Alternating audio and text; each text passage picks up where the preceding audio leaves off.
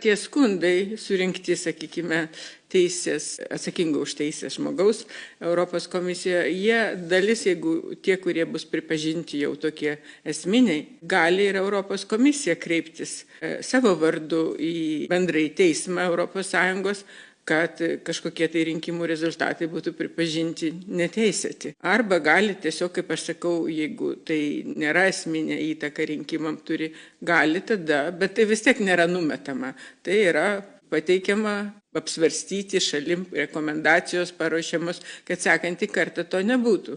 O Lietuvoje jau tapo tradicija, kad kasmet, kiekvienus rinkimus vis tos pačios istorijos, ypač su užsienio lietuviais ir panašiai. Tikrai šitą klausimą reikėtų iškelti iš karto, kad tas klausimas jau bent naujojo Seimo būtų įvertintas ir pateikti pareiškimai, pasiūlymai atsakingai ministerijai spręsti šitą klausimą, kad toliau nebūtų.